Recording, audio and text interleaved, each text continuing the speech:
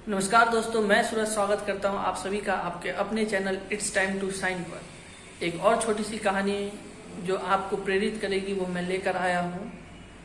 तो चलिए, सबसे पहले अगर हमारे चैनल पर नए हो तो प्लीज़ हमारे चैनल को सब्सक्राइब कर दो, बेल की घंटी जरूर बजा देना ताकि इस तरह का वीडियो आपको मिल सके। तो चलिए हम लोग इस कहानी को शुरुआत करते हैं बिना किसी भी वक्त को गवाए हुए। एक इंसान बहुत ही भूखा रहता है। वो मछली पकड़ने के लिए तालाब में जाता है और बहुत ही परिश्रम के बाद एक मछली पकड़ता है। जब वो मछली पकड़कर अपने घर उस मछली को ले जाता है, तभी उसी वक्त एक इंसान उसके पास आकर उसे अपनी ताकत का प्रयोग दिखाता कर उससे वो मछली छीन लेता है और वहाँ से चला जाता है। उसके बाद वह बड़े मज़े से उस मछली को ले जाकर घर में बनाने के लिए ले जाता है, उसको जो मज़े से खाएंगे। तभी लेकिन क्या होता है, वो मछली थोड़ी जिंदी रहती है।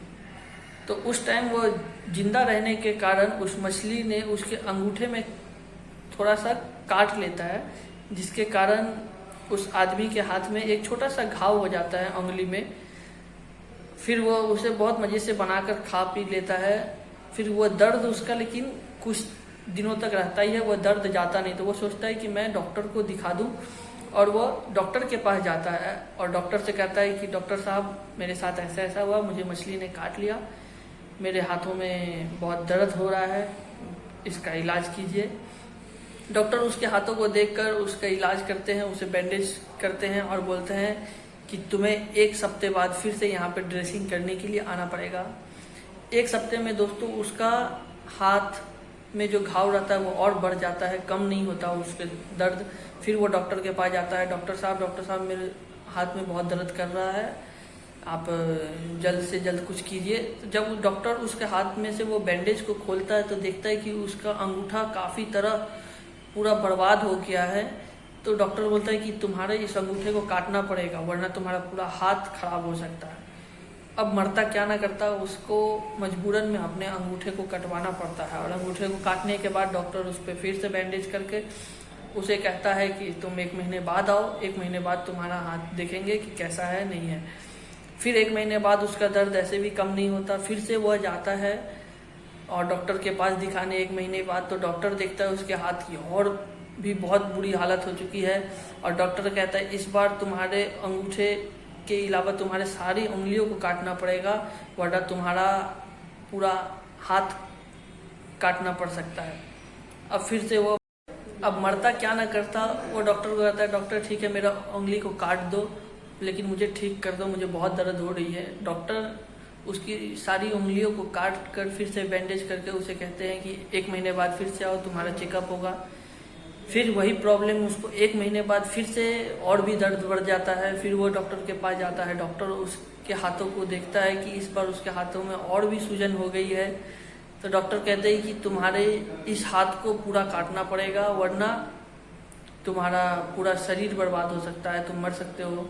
मरता क्या ना करता, लास्ट में वो अपने हाथ को कटवा देता है और फिर डॉक्टर उसे बैंडेज करके बोलता है कि 1 महीने बाद फिर से तुम आओ, फिर से तुम्हारा इलाज किया जाएगा, देखेंगे कि रिकवरी कहाँ तक हुई है। इस बार दोस्तों वो बहुत ही रोता रहता है, बहुत ही घर में बहुत देर से वो उदास रहता है। तो एक उसका मित्र रहता है, वो बोलता है भाई ये क्या हो रहा है तेरे साथ, ऐसा कुछ तूने कुछ गलत तो ऐसा कुछ नहीं किया। तब उसे याद आता है कि मैंने उस मछुआरे से, उस गरीब से एक मछली जो छीन कर खाया था।